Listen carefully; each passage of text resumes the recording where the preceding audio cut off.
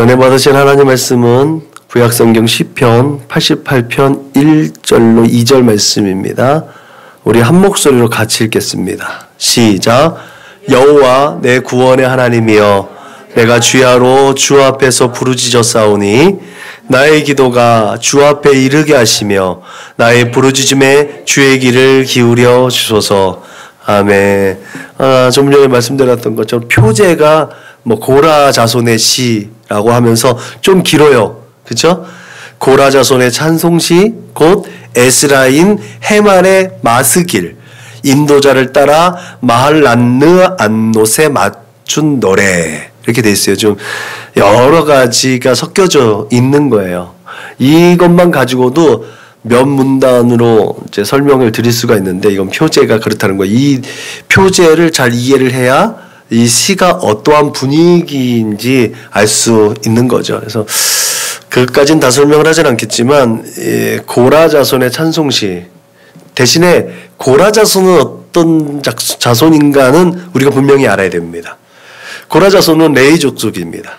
그죠? 레위 자손이죠. 하나님께서 이스라엘 백성들을 출애굽하신 이후에 이제 성막제도를 이제 제정하시잖아요.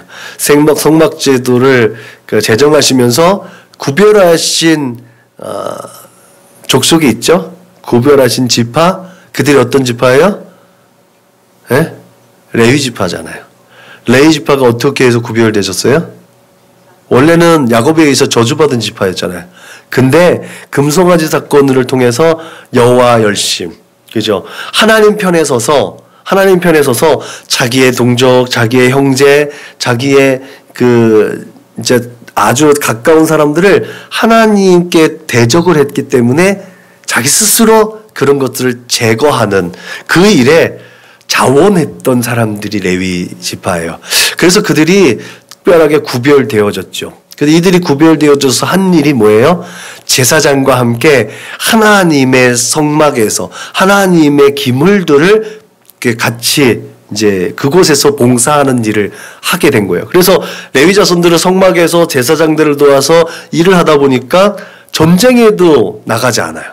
그죠? 전쟁에도 나가지 않고 이 이스라엘 백성들이 행진을 할 때 모든 군대들에게 다 호위되어서 보호받으면서 하나님의 기물을 들고 메고 그렇게 수레를 끌고 가면서 그 기물들을 이제 안전하게 운반하는 역할을 하는 게 레위인들이었어요.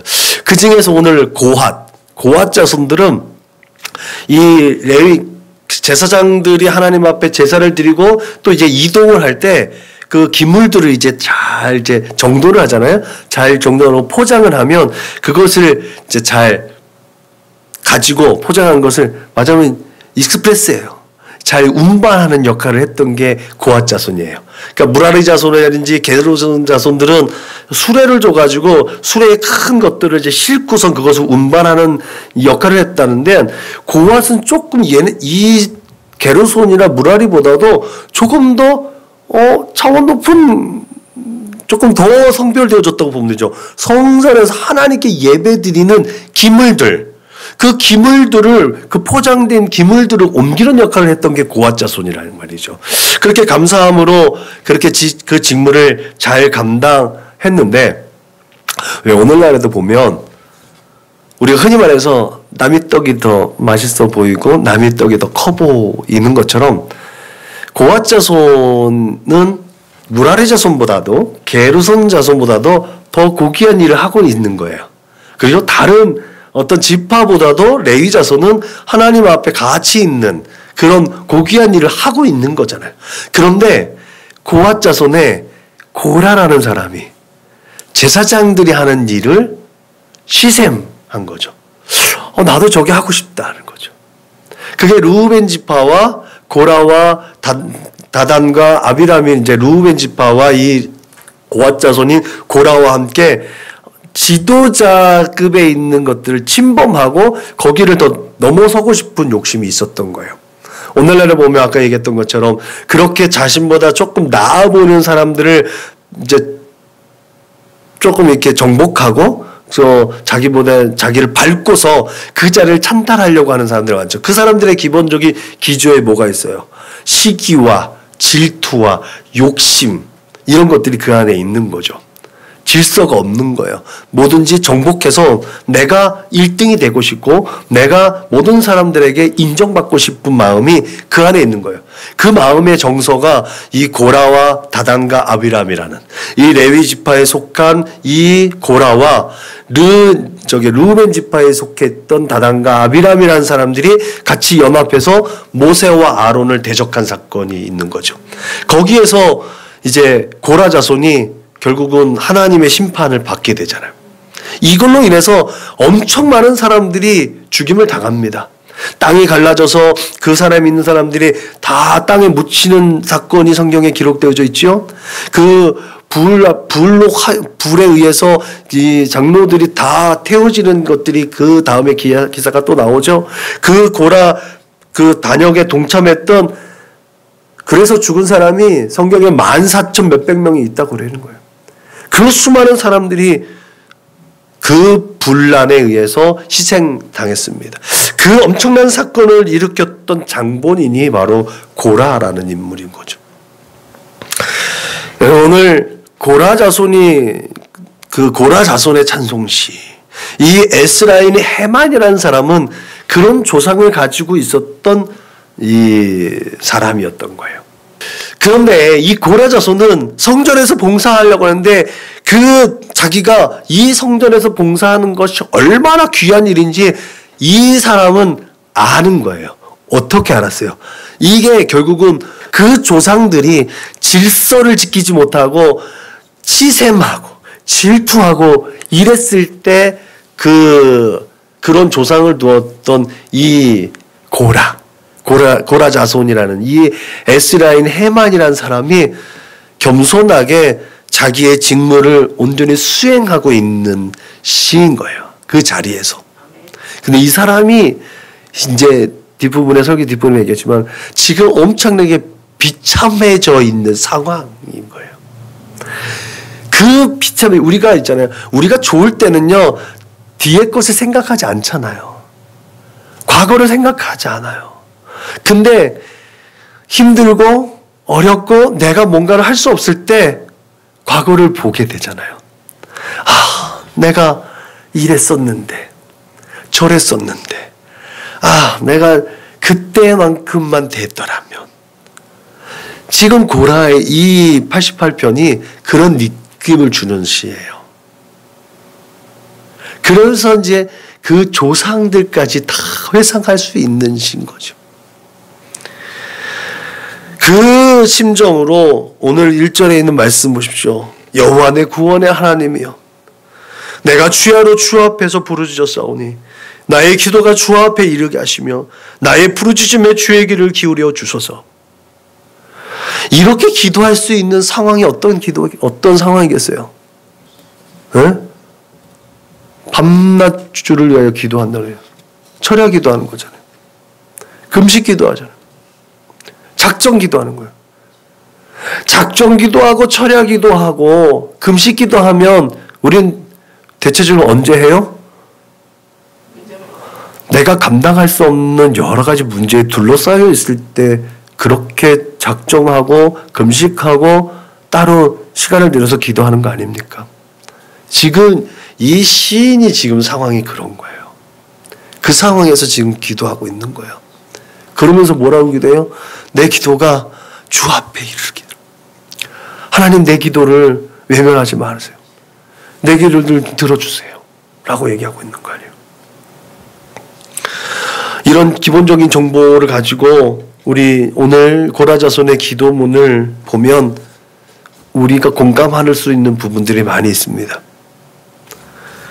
그러면서 내 기도를 한번 체크해 보세요. 나는 어떻게 기도하고 있었는가? 내 기도는 어떤 기도인가? 그냥 해야 하니까 그냥 물 흐르듯이 그냥 시간이 흘러가듯이 나 오늘 하나님 저 오늘 기도했어요. 하나님 저 오늘 말씀 봤어요. 그냥 이렇게 뭐 출석 체크하듯이 하는 기도이고 출석 체크하듯이 하는 말씀 읽기는 아니었는가?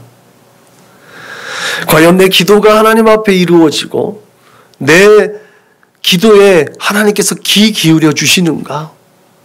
그걸 한번 체크해 볼 필요가 있는 오늘 기도의 제목인 거죠. 오늘 우리가 살아가는 시대는 탈이데올로기 시대가 되어버렸어요. 그죠? 냉전 시대도 끝났고요. 각자 개성을 존중하고 이것을 포스트 모더니즘 시대가라고 하죠. 벌써 수년이 지났죠. 포스트 모더니즘이 되었던 시대가 벌써 한 30년 지나간 것 같아요. 대한민국에서의 30년은요. 진짜 저 유럽, 서구 유럽에 거의 한 300년을 뛰어넘는 시대인 것 같아요. 엄청 빨리빨리 문화 속에서 그런 시대사조도 굉장히 빨리 지나가는 것 같아요. 예, 강산이 이제 10년이면 강산이 변한다는 말인데 지금은 한 달이면 강산이 변해요. 예, 순식간에 변해요. 한두 달만 안 가면 그 동네는 엄청나게 많이 바뀌어져 있더라고요. 그런 시대 속에서 정확하게 우리에게 주지되어져 있고 우리에게 전하고 있는 메시지가 하나 있는데 이 순식간에 변화되어지는 이 시간의 흐름의 중심은 뭐다? 나다. 이거 하나만큼 바뀌지 않은 것 같아요. 그런 조직적인 문화, 획일화된 문화 속에서 딱 포스트 모더니즘이라는 것이 확 우리의 문화 속으로 툭 들어왔는데 거기에서 중심되어졌던 게 내가 중심이었거든요. 내가 모든 상황들의 중심이고 핵심이고 내가 변해야 세상이 변하고 내가 모든 것들을 주도해 나가야 된다는 것들을 심어줬던 게 결국은 포스트 모더니즘의 개성을 존중하고 합리적인 시대의 시대상이었거든. 내가 그런 자아의식이 팽배한 시대 속에 살아가는 것이 이 포스트 모더니즘이 가지고 있는 특성이란 말이죠. 네. 그럼에도 불구하고 이 시대는요. 각양각색의 신흥 종교가 더 많이 생겼다는 건 좀 아이러니하지 않습니까? 내가 중심이 되어지고 내가 생각하는 것을 이루려고 하는 시대, 그런 것들을 이룰 수 있는 그것이 가능한 시대가 되었는데 오히려 더 이상한 종교들이 더 많이 생겼다는 거예요. 네. 근데 더 이상한 거는요. 그 이상한 종교에 소위 말하자면 지식인들, 많이 배우고 많이 가진 사람들이 더 많이 심취하게 되더라는 거죠. 그런 자기의 개성과 어떤 조직적인 틀과 규정에서 벗어나고 싶은 그런 포스트 모더니즘이라는 이 세계 속에서 여전히 채워지지 않는 빈자리를 채울 수 있는 것. 그것은 모든 것 다 저기에도 정말로 우리가 뒤로 제낄 수 없는 것, 정말 우리가 외면할 수 없는 건 그래서 그게 종교구나. 그래서 종교구나. 종교는 우리의 삶과 굉장히 밀접할 수밖에 없구나라는 깨닫게 되어지는 것 같아요. 그것이 기독교이든 불교든 유교든 또 어떤 사이비든 모든 이단이든 기본적으로 사람들이 가지고 있는 이 종교성의 편승에서 사람은 어떤 것이 다 공급된다 할지라도 채워지지 않는 빈자리는 종교로 채워지게 되어졌다는 거죠. 생각해보면 정말 6.25를 겪었던 세대 전후의 그런 폭파되어진 대한민국 땅에서 정말 풀뿌리도 안 나는 그런 시대 속을 살아오면서 지금 70평생을 살아오시면서 다 좋아졌잖아요. 그죠? 엄청 좋아졌어요. 다 좋아졌습니다. 현대 문물을 이 시대를 살아온 젊은 세대도요. 더 좋아졌어요. 더 많아졌어요. 갖고 싶은 것을 더 쉽게 가질 수 있는 시대가 되었어요. 그런데 끊임없이 비워지고 있는 것들은 부인할 수 없다는 거죠. 우리의 빈자리, 그 무엇으로도 채워지지 않기 때문에 인간은 끊임없이 어떠한 신을 의지하게 되어져 있다는 거죠. 그게 종교잖아요. 그래서 그 종교라는 매체를 통해서 종교의 신념이 담겨진 기도로 자신의 빈자리, 빈 정서 이런 것들을 계속해서 채우려고 하는 것이 우리들의 모습들입니다. 현대인을 살아가는 사람들의 모습입니다. 여러분, 기도가 뭔지는 우리는 잘 알잖아요. 기도가 뭐예요? 내가 할 수 없는 것들을 그것을 해낼 수 있는 그 누군가에게 의탁하는 거잖아요. 그게 기도인 거예요. 그래서 교회뿐만 아니라 모든 종교에 기도가 있는 거예요. 다 있죠. 여기에서 이제 제가 늘 얘기했듯이 기독교와 구별되어지는 타 종교를 구별해낼 줄 알아요. 그래야 기도도 분별할 수 있는 거예요. 우리도 기도해. 불교 신자들이죠. 우리도 기도해. 다른 무속신앙을 가지고 있는 사람들도 우리도 기도해. 그렇잖아요. 무당들도 기도하는 거 아니에요. 다 기도합니다. 다 똑같네?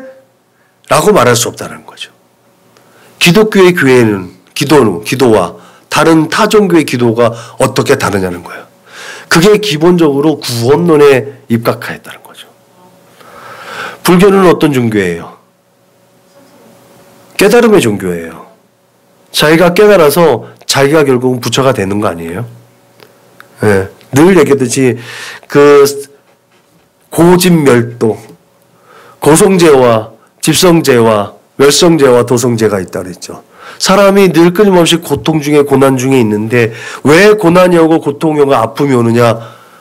자기의 욕심을 집착하고 있기 때문에 이 집착을 멸하지 않으면 끊임없이 고통이 오는데 그 집착되어졌던 것들을 이제 멸하면 고통도 소멸되어지고 그래서 이 멸성제를 그것을 멸하면 도성제에 오를 수 있습니다.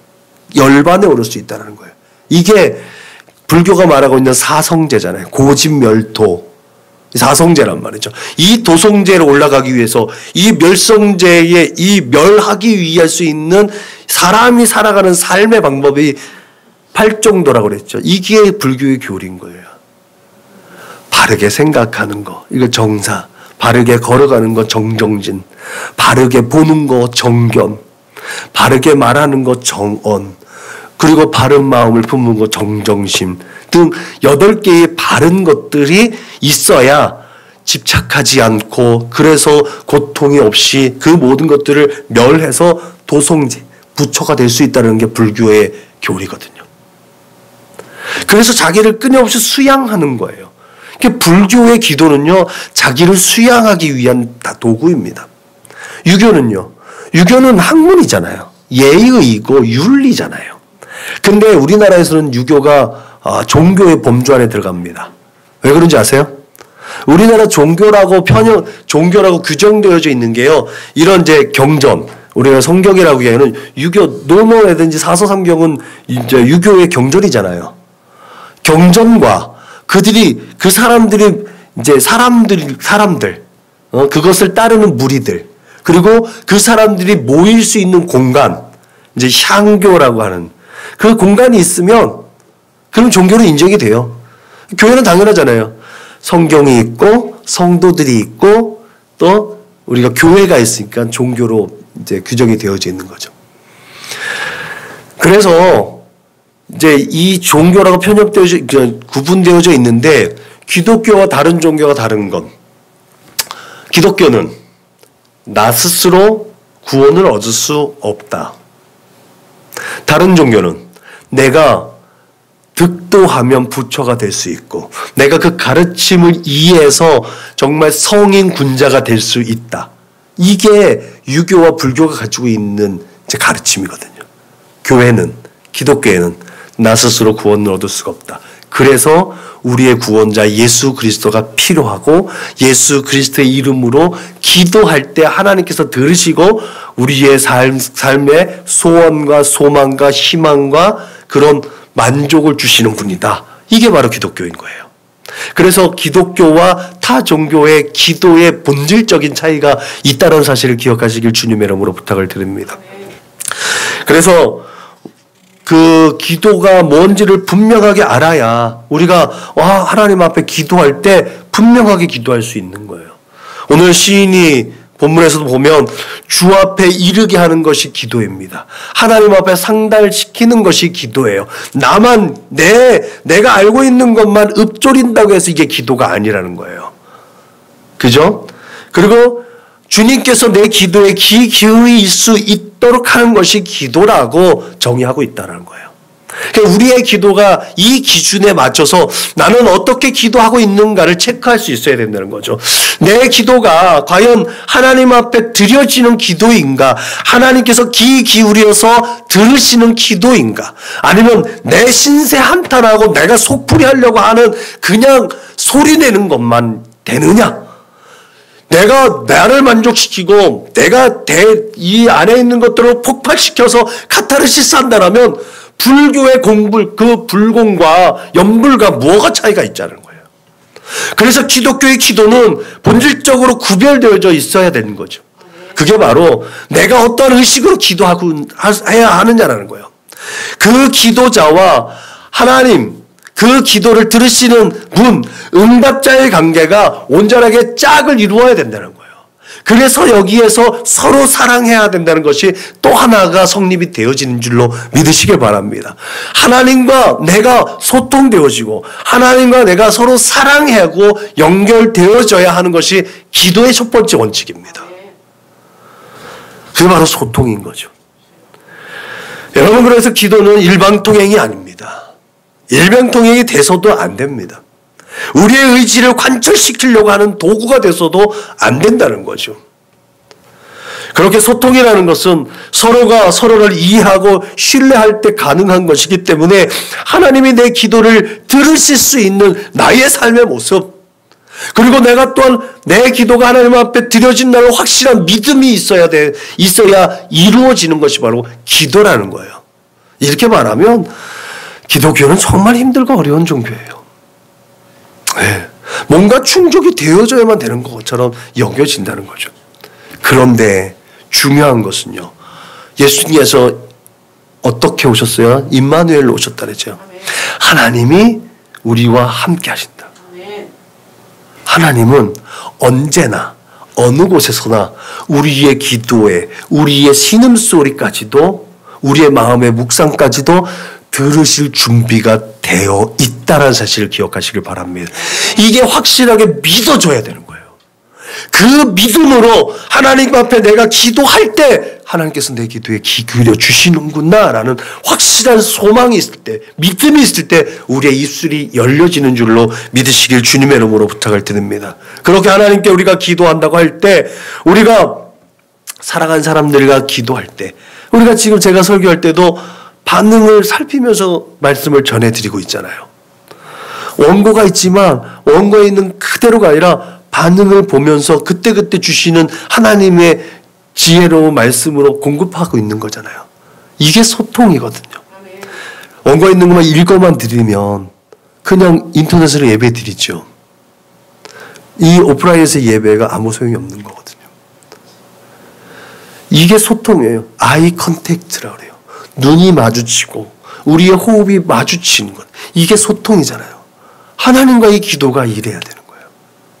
하나님 아시죠?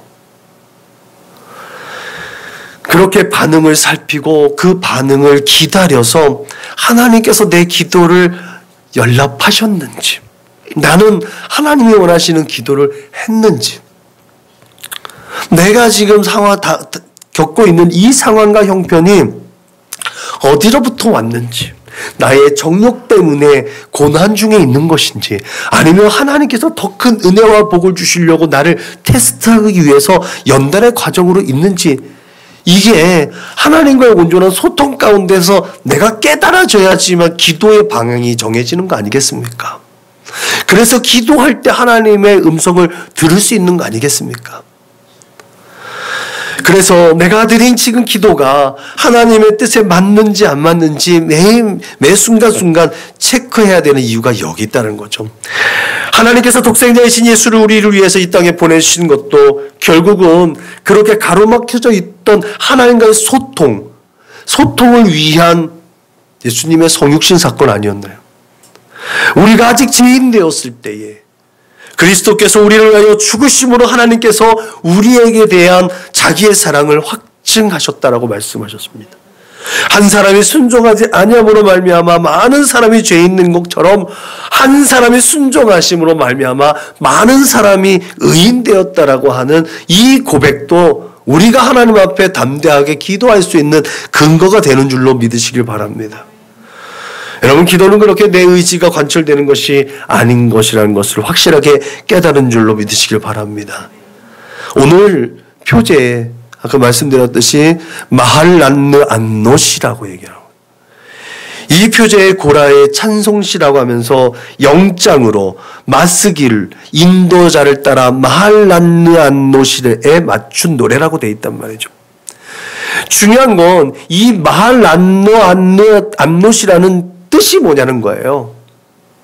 여기 그 밑에 보면 뭐라고 나와요? 번호에? 병의 노래라고 나와요. 병의 노래. 이 마할란느 안노시라는 말은요, 질병 또는 병자를 위해 연주할 것, 병자를 위해 연주할 것. 여러분, 이 시편이 이제 읽혀지거나 묵상되어지거나 이렇게 누군가 이렇게 읽어질 때 있잖아요. 그때는 병자를 위해서, 병자를 읽어줄 때 어떻게 읽어줘요? 잔잔하게, 편안하게. 그런 시라는 거예요. 그런 의미로 볼 때 오늘 시편의 주인공인 에스라인 헤만이라는 사람이 현재 어떤 불치병에 걸려 고통 중에 있다는 것을 짐작하게 합니다. 조상은 하나님으로부터 징계를 받은 일족 중에 하나였습니다. 그렇지만 하나님의 긍휼로 그 직임을 유지하고 있는데 엎친 데 덮친 격으로 생사를 알 수 없는 그 암담한 현실 앞에 간구하고 있는 에스라인 헤만의 노래, 그 에스라인 헤만의 간구, 이게 오늘 시편 88편의 모습입니다. 이쯤 되면 이 시 안에서 하나님, 나 좀 살려주세요. 하나님, 저 좀 구원해 주세요. 이렇게 그냥 단도직입적으로 얘기를 해 외칠 수밖에 없는 상황 아니겠어요? 그러나 시인은 그렇게 하지 않았습니다. 지금 당장은 주는 내게서 사랑하는 자와 친구를 멀리 떠나게 하시며 내가 아는 자를 흑암에 두셨나이다 라고 18절에 이 시인이 고백합니다. 주께서 내게서 사랑하는 자와 친구를 멀리 떠나게 하셨다. 그리고 내가 아는 자를 흑암에 두셨나이다. 어떤 느낌이 드세요? 어떤 느낌이 드세요? 일가친척 중 자기 가족 중에 누가 지금 죽었다라는 얘기잖아요.